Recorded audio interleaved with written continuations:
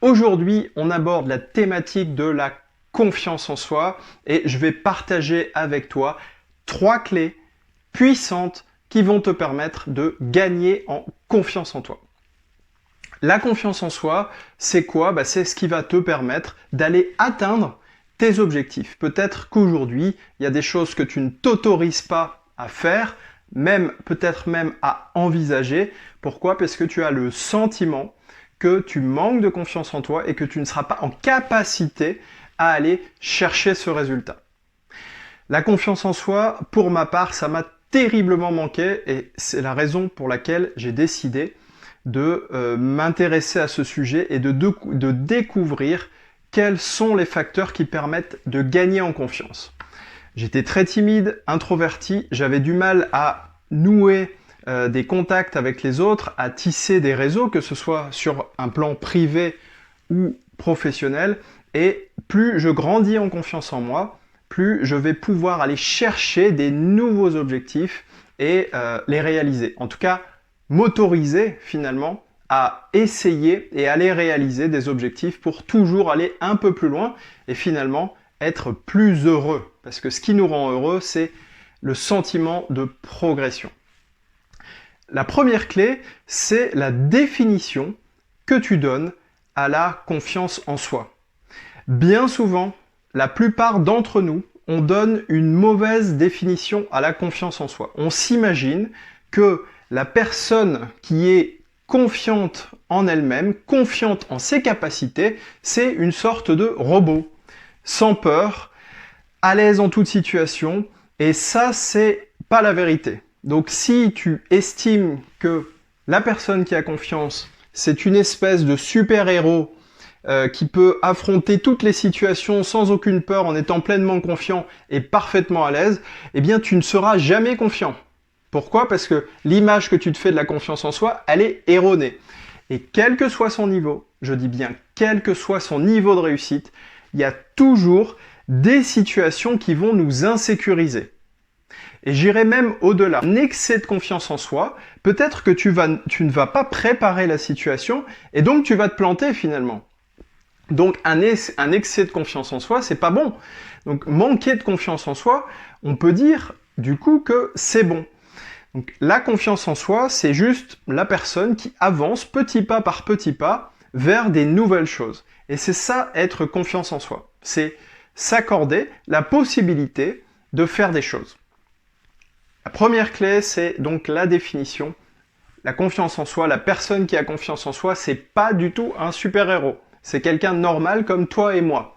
La deuxième clé, c'est l'histoire que tu te racontes à propos de toi-même.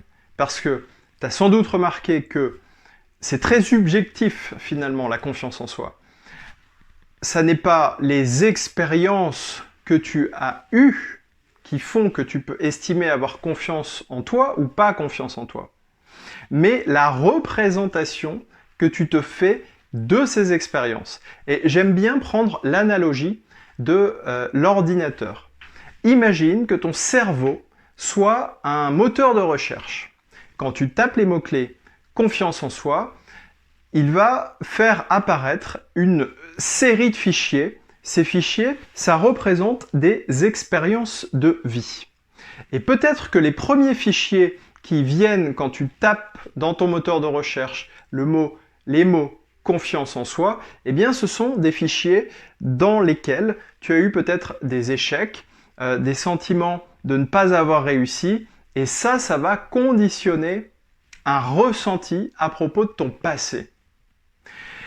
Et les gens qui ont beaucoup confiance en eux-mêmes ou les gens qui n'ont pas confiance en eux-mêmes, ils fonctionnent de la même manière. C'est-à-dire qu'ils vont chercher dans leur disque dur des situations références qui leur permettent d'estimer avoir soit confiance en eux, soit ne pas avoir confiance en eux. Et ce sont les premiers fichiers qui viennent qui sont les plus importants. Donc là, ce que je vais te proposer de faire, c'est tout simple. Des réussites, il y en a plein dans ta vie, il y en a des milliers, et c'est de faire remonter finalement à la surface, c'est-à-dire que tu vas mettre à jour ton logiciel, ton algorithme, et quand tu vas taper les mots confiance en toi, eh bien ça va d'abord être toutes les expériences positives qui vont venir en premier. Et donc tu vas réinterpréter ta perception de toi-même par rapport à certaines situations. La clé pour le faire, eh bien, c'est d'aller chercher 200 situations dans lesquelles tu as connu de la réussite. Tu vas aller chercher tout type de situations. Je te parle pas forcément de grandes réussites, mais des réussites, t'en as plein. Prenons des exemples. Tu as déjà réussi à marcher. Tu sais peut-être aujourd'hui faire du vélo. Tu sais peut-être nager. Tu as peut-être obtenu des diplômes, eu des bonnes notes, réussi à te lier des amitiés, avoir un conjoint, une conjointe. Bref, toutes les expériences de vie pour lesquelles tu peux valider une réussite, eh bien tu vas les lister. Et tu vas en lister 200. 200, ça peut paraître beaucoup, et en même temps, c'est rien du tout, parce que je suis sûr que si tu vas chercher un peu plus loin, tu vas en trouver des milliers. Et le fait de l'écrire, et de constater que tu as une liste déjà importante de réussites, eh bien tu vas mettre à jour tes fichiers internes, et entre guillemets, quand tu vas aller chercher des références, tu auras en tête ta liste et des références positives. Et ça va immédiatement faire augmenter ton ressenti par rapport à tes expériences passées, donc augmenter ton niveau de confiance en toi. Pour cette troisième clé, et sans doute l'une des plus puissantes, on va se pencher vers l'avenir. Tu as bien compris que la manière dont tu interprètes les situations, la manière dont tu as interprété jusqu'à présent les situations, auront eu une énorme incidence sur ton ressenti subjectif par rapport à ton niveau de confiance en toi. Donc on va voir comment demain, tu allais pouvoir construire des nouvelles situations dans lesquelles tu allais valider des références de réussite. Et comme ça, quand tu penseras à confiance en toi, tu vas également valider les situations plus récentes dans lesquelles tu as eu de la réussite. Souvent quand ça pêche, c'est que pour valider ou non cette réussite, on va mettre en face des critères de réussite, des critères qui ne sont pas les bons. C'est-à-dire qu'on va, dans une situation, avoir des critères, des références qui ne dépendent pas de nous et qui dépendent d'un interlocuteur autre ou d'un événement autre, d'une situation autre. C'est-à-dire que je n'ai aucun contrôle là-dessus et je peux valider des échecs alors que j'ai bien fait les choses. Et c'est là que le bas blesse. C'est peut-être d'ailleurs pour ça qu'aujourd'hui, tu manques de confiance en toi parce que tu n'as pas validé les critères tels qu'il fallait les valider. Je vais te donner un exemple pour que ce soit beaucoup plus concret. J'ai l'intention de changer de job. Je passe un entretien d'embauche. Je suis âgé de 37 ans. Je suis un homme et j'ai l'expérience passée qui est la mienne. Le recruteur, lui, il a une idée très précise de la personne qu'il veut. C'est peut-être une femme âgée d'une cinquantaine d'années et avec une expérience qui va être différente de la mienne. Mais il me reçoit quand même. Il y a donc peu de probabilité que j'obtienne ce job. Mais si mon critère de référence pour juger si j'ai réussi ou pas cet entretien, c'est d'être embauché, c'est-à-dire une décision qui ne dépend pas de moi, eh bien je vais valider un échec alors que finalement, cette décision, elle n'appartenait pas à moi et peut-être que j'ai été excellent, j'ai peut-être été très bon et j'ai peut-être même progressé, mais je valide un échec. La bonne définition, pour moi, pour gagner en confiance, eh bien, ça va être de mettre en place des critères qui ne dépendent que de moi. Je m'explique. Ça va être peut-être d'avoir une voix plus claire, plus assurée. Un discours préparé dans lequel je vais mettre en lumière la valeur ajoutée, ce que je peux apporter avec mon expérience à l'entreprise. Être peut-être beaucoup plus souriant que d'habitude. Et ce sont ces critères-là qui vont me permettre, à l'issue de mon entretien d'embauche, de valider une réussite ou non.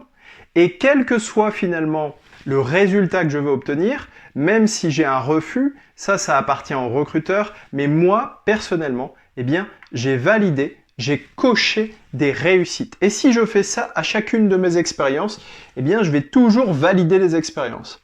Et là-dedans, également, tu vas peut-être définir plusieurs critères. Il y a peut-être des critères où tu n'auras pas réussi. Eh bien, ta définition de l'échec est importante également. Si tu ne réussis pas, c'est pas grave, c'est pas un échec. C'est juste un feedback. C'est-à-dire que là, tu vas avoir de l'information tout simplement pour pouvoir faire mieux la prochaine fois. Donc, tu vas avoir un œil objectif, des critères qui vont te permettre de valider des réussites. Et là, tu vas voir que tout cumulé, tu vas grandement gagner en confiance en toi. Pour résumer tout ça, clé numéro 1, c'est la définition que tu donnes à la confiance en soi. La confiance en soi, c'est pas être un Superman, c'est juste d'avancer petit à petit, pas à pas, et progresser. Là, ça veut dire que tu gagnes en confiance en toi, puisque tu es capable d'aller chercher des petites réussites. La deuxième clé, c'est la clé de l'histoire personnelle, c'est-à-dire que les références que tu vas mettre en avant pour juger si tu as confiance en toi ou si tu n'as pas confiance en toi.